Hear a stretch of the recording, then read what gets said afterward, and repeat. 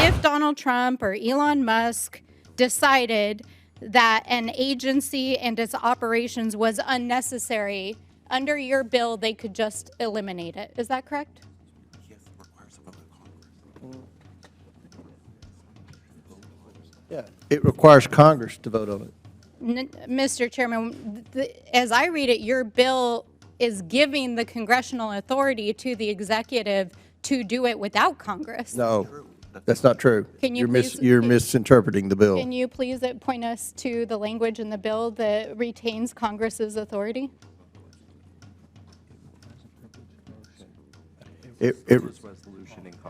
It requires a privilege resolution in Congress. Can you please point us to the page and the line number that requires congressional consent for reorganization of the federal government?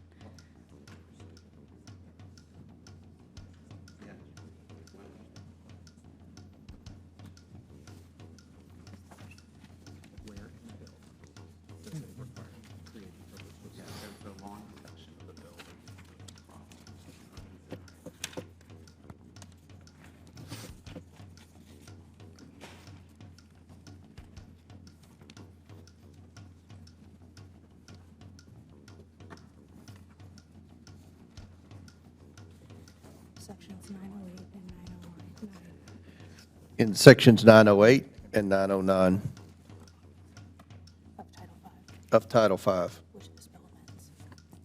Which this bill is amending. I'm sorry, this bill Mr. is Chairman. amending. Section 908 says striking December 31st, 1985. Can you please refer to the language that retains Congress's authority under the United States Constitution to rein in the executive to stop it from eliminating unnecessary duties, reducing federal employees, amending rules and regulations, and eliminating executive departments, agencies, independent establishments, offices, or officers of the executive branch?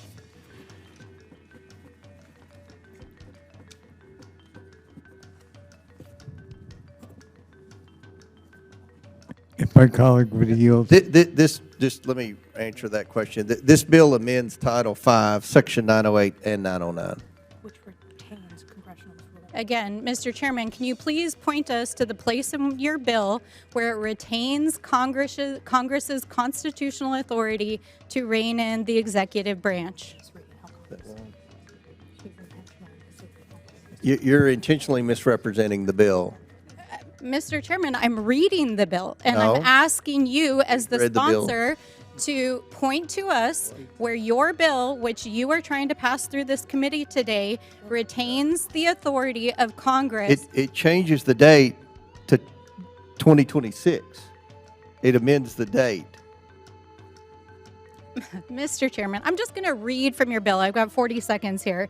It allows The bill the amends executive current branch- law. What you're looking Chairman, at, this what is you're my looking time. for already exists as law. Mr. Chairman, your bill, as introduced here, allows the executive to eliminate any executive department, agency, independent establishment, or corporation within the United States, an office or an officer, to essentially repeal, amend any regulation, and to eliminate anything that the executive branch determines to be unnecessary. And I strongly oppose this bill because this is a blank check to Donald Trump and Elon Musk to continue to dismantle the federal government. This wasn't James Comer's first run-in with New Mexico Representative Melanie Stansbury. Good afternoon, everyone. Thank you, Mr. Chairman, Ranking Member, to my colleagues, to those of you who are new to the Oversight Committee. Welcome to the 119th Congress. The fun has already begun. Today's meeting is ostensibly to discuss and to approve the rules for the Oversight Committee. A simple procedural meeting. The rules are printed. We discuss them. There's some new subcommittees being created. And so the purpose of the amendment, which I am offering here today, is very clear and very straightforward. It is for the purpose of preventing this committee, its subcommittee, its staff, its resources, and its members from being used by those with a financial interest or conflict of interest in front of the federal government for being used for their own means. And in particular, I think many Americans are extremely concerned that the new DOGE effort is being led by somebody with billions of dollars of financial interests in front of the federal government. I'm glad the Democrats are, or at least the gentlelady from New Mexico, we'll see how this vote turns out, but she's continuing the Biden regime of censoring speech by limiting who can interact with the committee. I stand ready to work with anyone who wants to make government better. I don't care if they're a Republican, Democrat, rich, poor, urban, rural. We've got, as my friend and colleague Mr. Gosar mentioned, we have a crisis of debt in our country. And I don't know of another committee in the House of Representatives that is as serious and focused on reducing wasteful spending as this committee. That's what this committee was created to do. I hope that we can do that, and I hope that we can do that in a bipartisan manner. But I oppose Chairman, the lady's amendment. It's unnecessary. It undermines Americans' constitutional rights to petition the government. So I urge my colleagues to vote against the Stansbury amendment. Any other members seek recognition? Mr. Chairman, do you yield? Chair recognizes Mr. Gosar.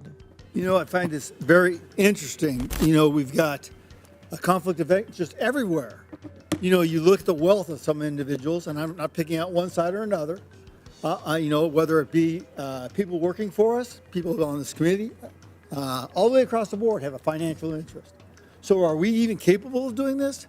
Now, let me also tell you a little bit about Mr. Musk. What would have happened to those folks in North Carolina and Georgia and Florida that were taken back by the hurricanes? He volunteered to Starlink. So we also have to have an ability to have innovators, because the last thing I've seen in this body of work is that we're poor innovators. We don't think outside the box. We go over and over the same things over and over again, expecting a different result. That's insanity, folks.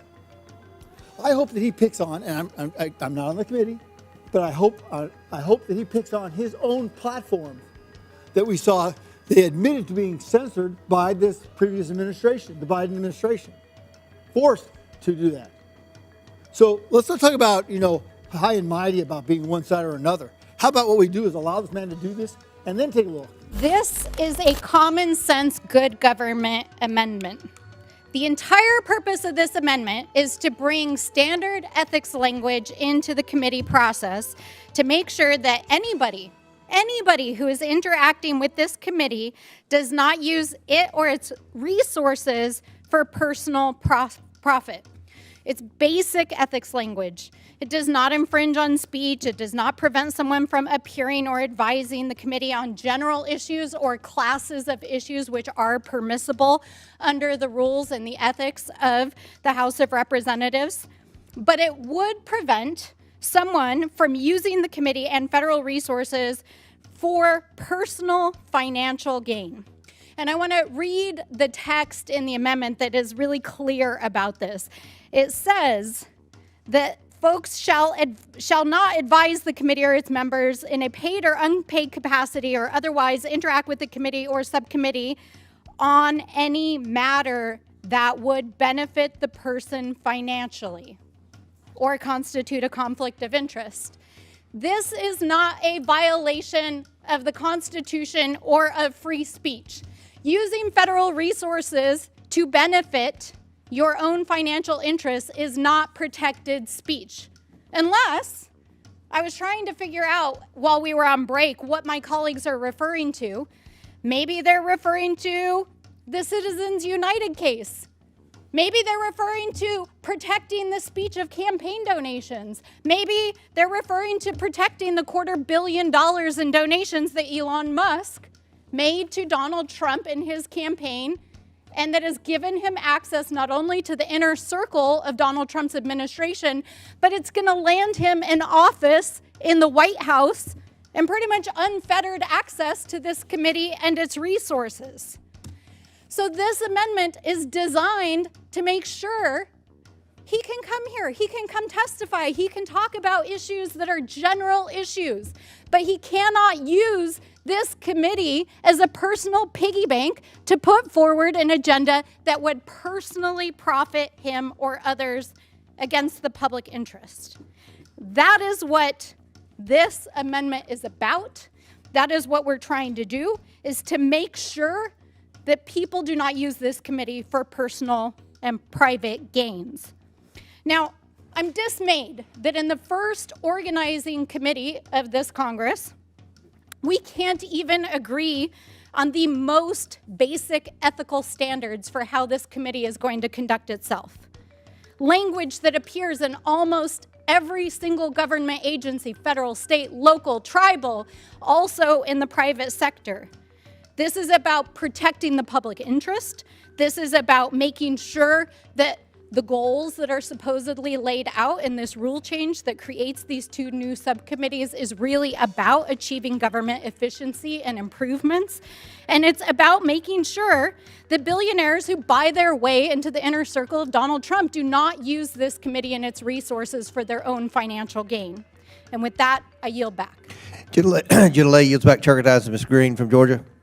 Thank you, Mr. Chairman. There's a lot of outrage today about my new subcommittee on DOGE. I want to say I'm honored. Thank you. You see, all the talk about billionaires. Let's talk about George Soros, who has donated hundreds of billions of dollars to Democrats, Democrat PACs, Democrat interests that ripped open our border, invaded our country, have had all types of policies that have directly impacted Americans in the worst ways possible. You know, Elon Musk used to be a Democrat. And I think the problem here is you guys are really jealous. And let's be brutally honest. It's your policies that have run off Democrats. You have run off your own donors. And you ran off the voters in this last election because of the absolute failures that you did to this country.